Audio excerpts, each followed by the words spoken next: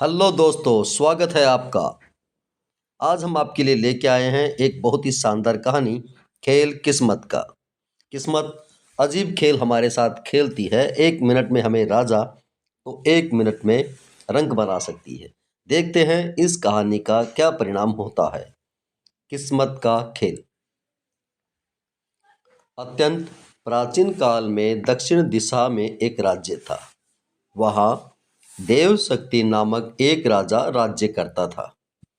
उसका एक ही पुत्र था। उसके पेट में एक सर्प ने निवास स्थान बना रखा था।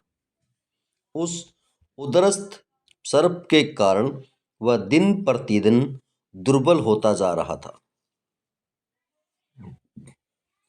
अनेकों वेद की चिकित्सा से निराश होकर राजा ने जब हार मान ली तो राजकुमार भी निराश होकर एक दिन चुपचाप विदेश चला गया। वह उस अपरिचित देश में भिक्षाटन करके अपनी क्षुब्धता शांत करता था और एक देवालय में जाकर सो जाता था। उस देश का राजा बालीदत्त 2 कन्याओं का पिता था। दोनों कन्याएं अद्वितीय रूपसी एवं शालीन युवतियां थीं। प्रतिदिन प्रातःकाल दोनों अपने पिता के चरण स्पर्श करती थी। बड़ी राजकुमारी रुक्मणी प्रणाम के पश्चात कहती थी, महाराज की जय हो। मैं आपकी आभारी हूँ क्योंकि आपकी कृपा से मुझे संसार के सभी सुख प्राप्त होते हैं। किंतु छोटी राजकुमारी पद्मिनी सदा चरण स्पर्श करके चुपचाप रहा करती थी। एक दिन बालीदत्त ने पद्मिनी से पूछा, बेटी, तू प्रणाम करते समय सदा चुप क्यों रहती है? पिताजी, पद्मिनी ने दृष्टि झुकाते हुए सज्जल भाव में कहा, मैं उस ईश्वर को मन ही मन धन्यवाद देती हूँ जिसकी कृपा से आप राजा हैं और मैं राजकुमारी। वरना इस संसार में हम भी कहीं न कहीं मजदूरी कर रहे होते। यह सुनते ही बालीदत्त क्रोध से बोला, यह राज्य हमें ईश्वर की कृपा से नहीं, अपनी योग्यता से प्राप्त किया है। इसको बनाए रखने में मेरा पुरुषार्थ कार्य कर रहा है, ईश्वर की कृपा नहीं। पिताजी, पुरुषार्थ भी भाग्य के प्रभाव से ही फल देता है और भाग्य का निराधरण मनुष्य के अच्छे बुरे कर्मों के द्वारा होता है। ईश्वर की कृपा न हो और कर्म फल सशक्त न हो तो पुरुषार्थ भी निष्फल हो जाता है। पद्मिनी ने विनम्र स्वर में कहा, अच्छी बात है, इसकी भी परीक्षा हो जाएगी। राजा ने क्रोधित होकर अपने राज्य कर्मचारियों से कहा, इस कटु भाषणी कन्या का विवाह किसी भीख मंगे से कर दो ताकि इसके कथन की परीक्षा हो सके। राज्य कर्मचारियों ने राजा की आज्ञा से पद्मिनी के लिए किसी भिक्षु की खोज प्रारंभ कर दी। एक दिन उन्होंने उस भिक्षु राजकुमार को पकड़ लिया और राज दरबार में ले गए। राजा ने उसी से पद्मिनी का विवाह तय कर दिया। यह देखकर रुक्मणी ने उपहास उड़ाते हुए कहा, व्यर्थ की बात करने तुमने पिताश्री क्रोधित कर दिया। अब भी समय है तो उनसे क्षमा मांग ले। क्या तुझे इतना भी पता नहीं कि किसी शक्तिशाली या अपने किसी गुरुजन की भावनाओं को चोट पहुंचाना उचित नहीं है? शक्ति से भयभीत होकर, श्रद्धा से मुक्त होकर, अपने सुख की लालसा में या अपनी संभावित हानि से घबराकर जो व्यक्ति सत्य का दामन छोड़ देते हैं, उनसे ईश्वर भी विमुख हो जाते हैं। गुरुजनों के प्रति श्रद्धा और विनम्रता का यह अर्थ नहीं है कि उनके अहंकार, उनकी अज्ञानता और उनके अविवेक का भी समर्थन किया जाए। मेरे भाग्य में यदि भीख मांगना ही लिखा है तो उसे कौन रोक सकता है? रुक्मिणी कूद कर रह गई। पद्मिनी का विवाह उसी भिक्षु राजकुमार से हो गया। राजा ने उसे 2-4 सेवक कुछ धन दे दिया।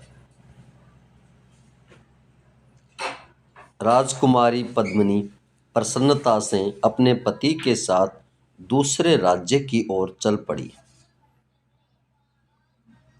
मार्ग में एक जलाशय था। उसके तट पर विशाल वट वृक्ष था। राजकुमारी ने पति को वहीं विश्राम करने के लिए कहा और भृत्यों को भोजन बनाने का निर्देश दिया। इसके पश्चात वह स्नान करने चली गई।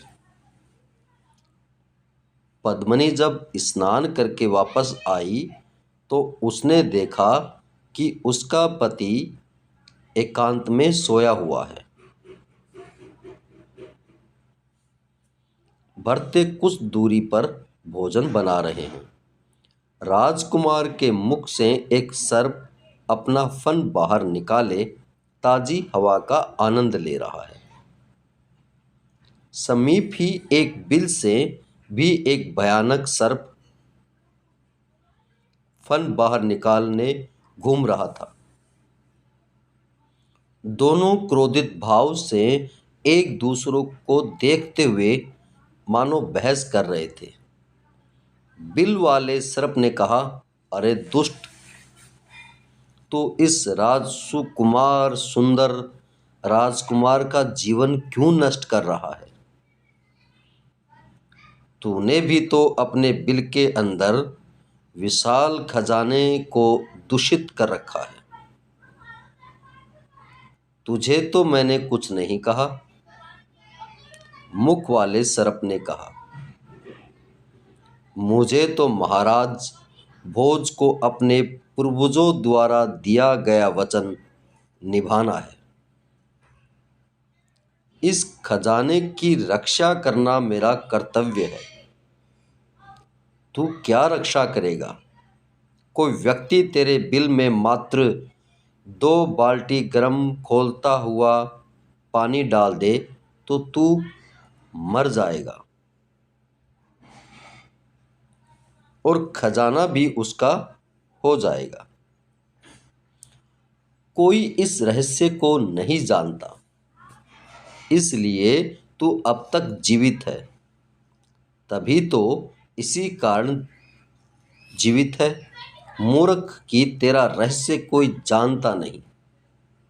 लेकिन जिस दिन किसी को ज्ञात हो गया कि पुरानी कांजी और राई का काढ़ा बना करके इस राजकुमार को गरम गरम पिलाने से तू मर जाएगा, उसी दिन तेरी दुष्टता भी समाप्त हो जाएगी। राजकन्या को यह जानकर विस्मित हो गई कि उसका पति किसी देश का राजकुमार है। उसने एक भृत्य को भेजकर गांव से पुरानी कांजी और राई मंगवाई और फिर उसका काढ़ा बना करके राजकुमार को पिला दिया। इसके पश्चात उसने बड़े टोकने में पानी खोलकर उस सर्प के बिल में डाल दिया। दोनों सर्प तड़पते हुए बाहर निकले और मर गए। राजकुमारी ने वह स्थान खुदवाया तो वहाँ इतना स्वर्ण और जवाहरात निकला जिससे 10 राज्यों को वैभवशाली बनाया जा सकता था। तभी राजकुमार ने स्थान को पहचानते हुए कहा कि वह उसका राज्य है। राजकुमारी ने एक भृत्य को राजा के यहाँ भेजा तो वह प्रसन्नता से अपने पुत्र एवं पुत्रवधू को साथ ले गया। बालीदत्त को सूचना मिली तो उससे लज्जित होकर पुत्री से क्षमा मांग ली। रहस्य ही सुरक्षा है। अजय से अजय दुर्ग भी गोपनीयता भंग होने पर विजित किए जा सकते हैं।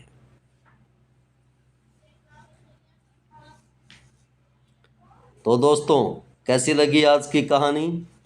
इस कहानी को ऐसी कहानियों को जानने के लिए हमारे चैनल को लाइक और सब्सक्राइब करें और बने रहिए हमारे साथ में। हम जल्द ही मिलेंगे एक और नई कहानी के साथ।